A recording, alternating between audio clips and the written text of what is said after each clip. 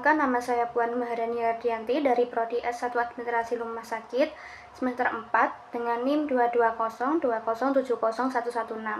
Pada kesempatan ini saya akan mempresentasikan hasil perhitungan rasio dari laporan keuangan PT Mitra Keluarga Karya Sehat Tbk tahun periode 2021-2022.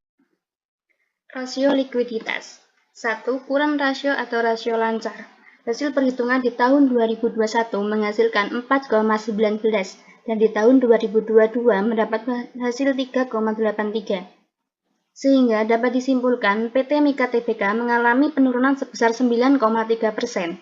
Meskipun angka ini masih menunjukkan kondisi likuiditas yang baik, namun tren penurunan dari tahun ke tahun mengindikasikan adanya penurunan kemampuan perusahaan dalam memenuhi kewajiban jangka pendeknya.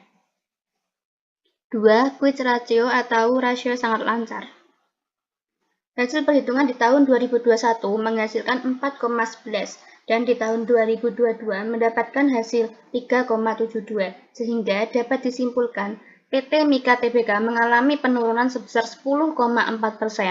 Walaupun masih tergolong tinggi, penurunan ini mengindikasikan bahwa perusahaan mungkin akan semakin sulit memenuhi kewajiban jangka pendeknya tanpa harus menjual persediaan.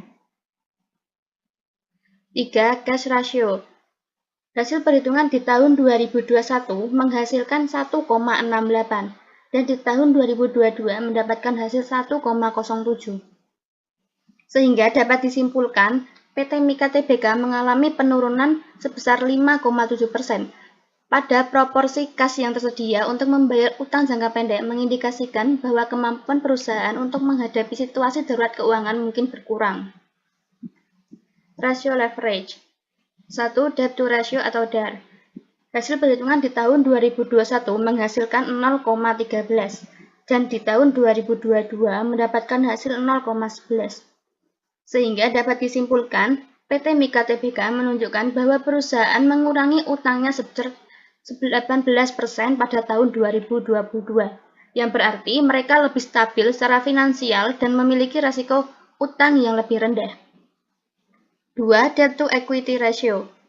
Hasil perhitungan di tahun 2021 menghasilkan 0,15 dan di tahun 2022 mendapatkan hasil 0,12, sehingga dapat disimpulkan PT Mika Tbk menunjukkan bahwa perusahaan berhasil menurunkan utangnya sebesar 25% pada tahun 2022, sehingga mengurangi resiko keuangan dan meningkatkan stabilitas perusahaan. 3. Interest coverage ratio atau ICR. Hasil perhitungan di tahun 2021 menghasilkan 136,5 dan di tahun 2022 mendapatkan hasil 104,1. Sehingga dapat disimpulkan PT Mika Tbk menunjukkan bahwa kemampuan perusahaan untuk membayar bunga utang menurun sebesar 31% pada tahun 2022. Meskipun masih cukup tinggi, penurunan ini mengindikasikan resiko keuangan yang lebih besar.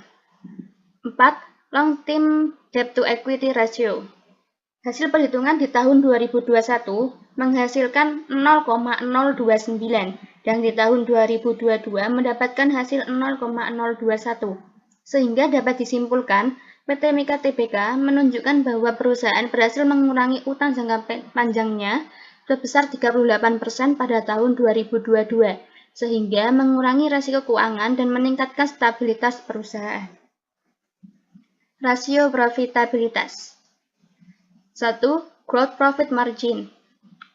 Hasil perhitungan di tahun 2021 menghasilkan 0,519 dan di tahun 2022 mendapatkan hasil 0,512. Sehingga dapat disimpulkan PT Mika Tbk menunjukkan bahwa kemampuan perusahaan untuk menghasilkan laba dari setiap penjualan menurun sebesar 5,8% pada tahun 2022. Ini artinya menunjukkan perusahaan perlu meningkatkan efisiensi biaya atau penjualan untuk memperbaiki kondisi ini. 2. Net profit margin. Hasil perhitungan di tahun 2021 menghasilkan 0,319 dan di tahun 2022 mendapatkan hasil 0,268. Sehingga dapat disimpulkan PT Mika Tbk menunjukkan bahwa penjualan perusahaan turun 19% pada tahun 2022. Ini membuat perusahaan sulit mempertahankan keuntungan yang tinggi. perusahaan perlu mencari cara untuk meningkatkan efisiensi dan penjualan. 3. Return on sales. Hasil perhitungan di tahun 2021 menghasilkan 0,383 dan di tahun 2022 mendapatkan hasil 0,331. Sehingga dapat disimpulkan PT Mika Tbk menunjukkan bahwa keuntungan perusahaan dari setiap penjualan turun 15% di tahun 2022. Ini artinya perusahaan perlu meningkatkan efisiensi atau penjualan untuk memperbaiki kondisi ini. 4. Return on asset.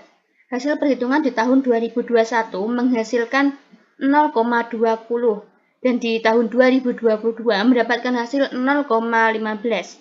Sehingga dapat disimpulkan PT Mika Tbk menunjukkan bahwa efisiensi perusahaan dalam memanfaatkan aset untuk menghasilkan laba mengalami penurunan sebesar 3% di tahun 2022. 5. Return on equity.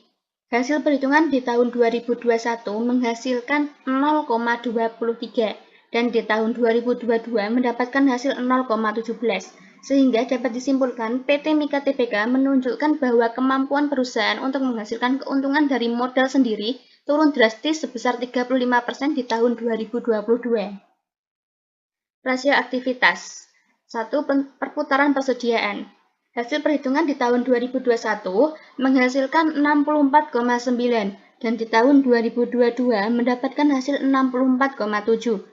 Sehingga dapat disimpulkan, PT Mika Tbk menunjukkan meskipun penjualan persediaan hampir sama, waktu yang dibutuhkan untuk menjual persediaan meningkat sebanyak 121,6 hari.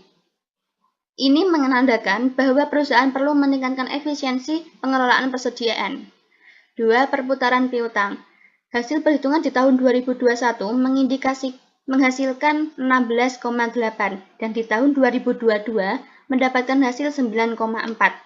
Sehingga dapat disimpulkan PT Mika Tbk menunjukkan bahwa perusahaan semakin lama mengumpulkan pembayaran dari pelanggan pada tahun 2022. Ini berarti perusahaan perlu memperbaiki proses penagihan. 3. Perputaran utang. Hasil perhitungan di tahun 2021 menghasilkan 12,1 dan di tahun 2022 mendapatkan hasil 14,4.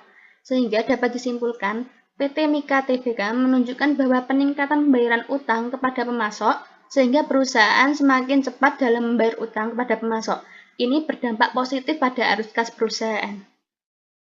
4. Perputaran modal kerja. Hasil perhitungan di tahun 2021 menghasilkan 1,7 dan di tahun 2022 mendapatkan hasil 2,1. Sehingga dapat disimpulkan, PT Mika Tbk menunjukkan bahwa peningkatan rasio perputaran modal kerja menunjukkan bahwa perusahaan lebih efektif dalam mengelola dana operasionalnya untuk mendukung penjualan. 5. Perputaran aktiva tetap. Hasil perhitungan di tahun 2021 menghasilkan 1,61 dan di tahun 2022 mendapatkan hasil 1,18. Sehingga dapat disimpulkan penurunan rasio perputaran aset tetap menunjukkan bahwa perusahaan kurang maksimal dalam memanfaatkan aset tetapnya untuk menghasilkan penjualan. 6. Perputaran aktiva atau perputaran total aset. Hasil perhitungan di tahun 2021 menghasilkan 0,67 dan di tahun 2022 mendapatkan hasil 0,58. Sehingga dapat disimpulkan penurunan efisiensi penggunaan aset menunjukkan bahwa perusahaan kurang efektif dalam menggunakan asetnya. Ini berdampak negatif pada profitabilitas perusahaan. Rasio pasar. 1. Earning per share atau EPS. Hasil dari laba bersih dibagi jumlah saham yang beredar. Hasil perhitungan di tahun 2021 menghasilkan 97,75 dan di tahun 2022 mendapatkan hasil 76,34. Sehingga dapat disimpulkan, EPS yang menurun berarti laba per saham perusahaan berkurang. Ini mengindikasikan penurunan profitabilitas dan dapat menurunkan nilai perusahaan di mata investor. 2. Price to earning ratio. Hasil perhitungan di tahun 2021 menghasilkan 23,12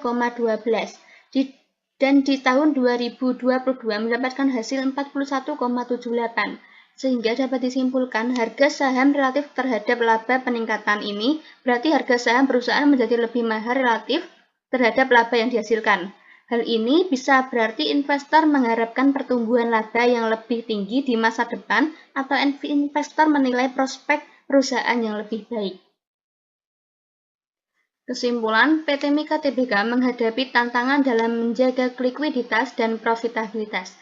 Perusahaan perlu melakukan upaya perbaikan seperti meningkatkan efisiensi operasional, mempercepat perputaran persediaan dan piutang, serta mencari sumber pendanaan baru jika diperlukan. Investor perlu mencermati perkembangan kinerja perusahaan di depannya untuk menilai prospek investasi. Terima kasih, sekian presentasi dari saya, kurang lebihnya saya mohon maaf. Wassalamualaikum warahmatullahi wabarakatuh.